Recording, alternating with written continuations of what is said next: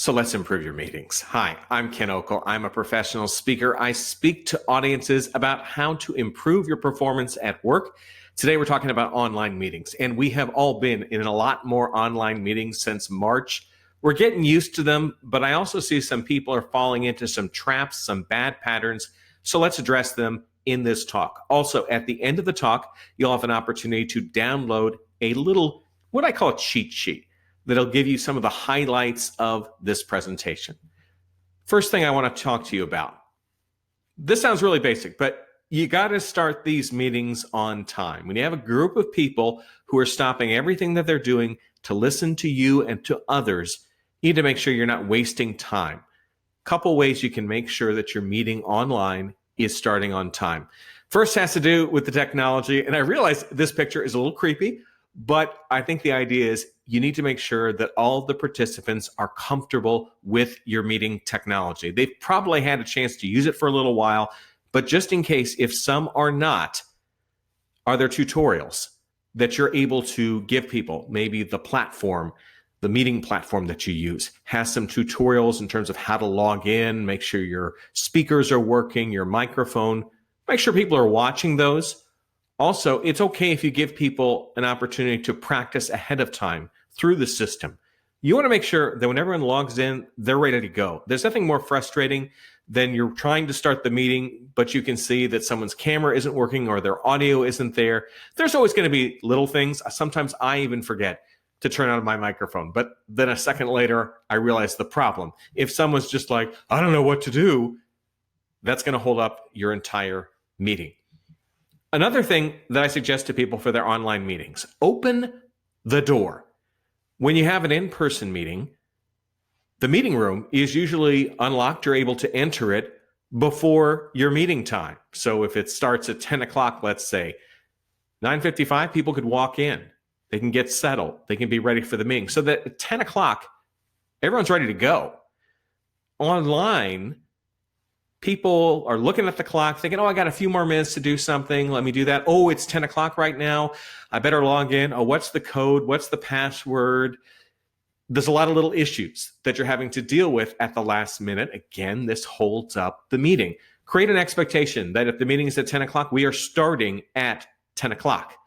What you can do is to make sure through your meeting platform that people are able to log into the meeting ahead of time. So maybe at 9:55, again, for that 10 a.m. meeting we're talking about, you can start the meeting so that people are able to enter. They can chat amongst themselves or even just see a screen that says meeting coming up in just a moment. Make yourself comfortable. That way, people can do all that last minute stuff, run to the bathroom, but they're already logged into the meeting. They're not going to miss anything. Of course, when I say run to the bathroom, I mean doing so without a computer or a mobile device. That part can remain private.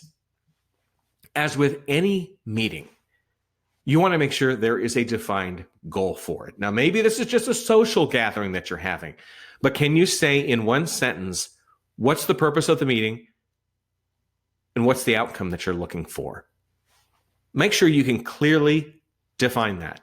When an agenda is all over the place, the discussion is, and afterward, people tend to say, why did we meet? What did we get done? Want to make sure, especially online, that you're really defining that goal well. By the end of it, people should have a good feeling that their time was well spent and that some sort of progress has been made. Aha. Discussion. This gets tricky in the online world because everyone is on their own little screen. They're in their own little world. How do you have discussions? It can be challenging if it's just the first person who speaks up gets the floor. Usually your extroverts, they're going to jump right in, no problem. Your introverts are going to hold back and they may never really get a chance to get a word in. Often with most meeting platforms, there's a raise your hand function where people are able to click on that and it puts them in a queue. So the meeting organizer can then say, oh, next up, let's hear from this person. That way you kind of democratize the ability to speak. It's not just those who speak the loudest or maybe even like to hear their voices. Also, I would suggest in terms of discussion and feedback, you may want to use some polls as well, where you're asking people, Do you understand what we're talking about? Do you need more information? Would you like to talk to me about this later offline? Sometimes there's a discussion that needs to happen, but the whole group doesn't need to be there. If you don't have a polling function, another way to do this would be in the chat box. Have people put a number in. Let's say 1, 2, or 3. Put in number 1 if you understand everything that we've talked about, you feel confident in what we're doing. Number 2, if you feel like we need to discuss this further. Or number 3, if you feel like we need to talk one-on-one about this issue. You can go through that later. I mean, you can see the numbers as they're coming in, but especially for those number 3s, you can go back to them later, get with the person. Make sure that there are good discussions, but that everyone has an opportunity to comment.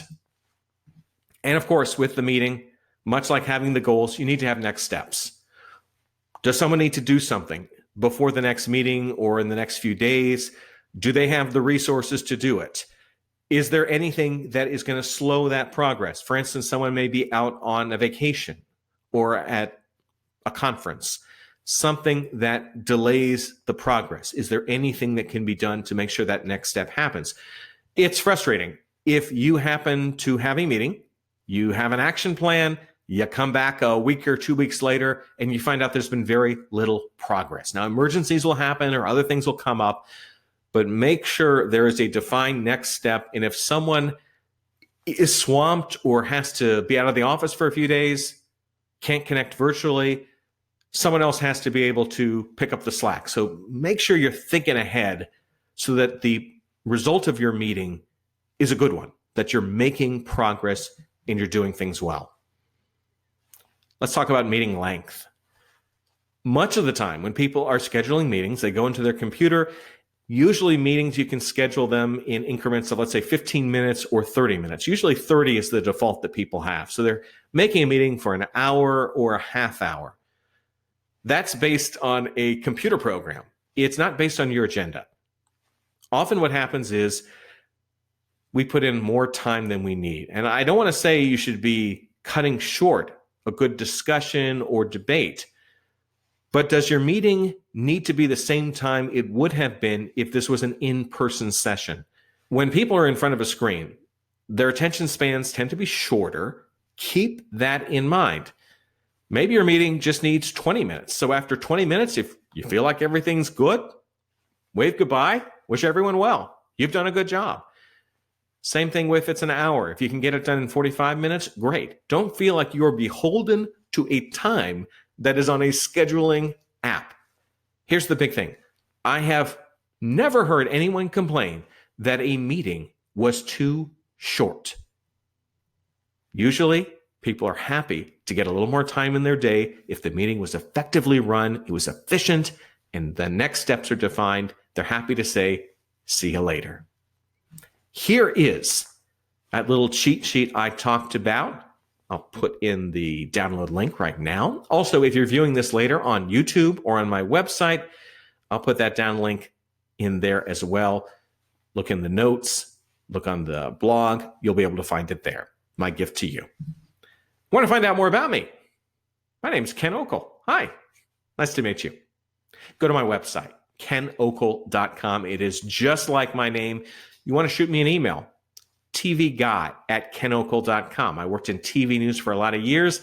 That nickname came from there. You'd be out and about, maybe having dinner somewhere. Someone would recognize you, but they wouldn't remember your name. They wanted to say hi, so they would go, hey, TV guy. And of course, I welcome you to connect with me on LinkedIn. And if you want to see some of my speaking presentations, virtual and in person, go to that website as well. Hope you've enjoyed this presentation. I'm Ken Okel. Take care.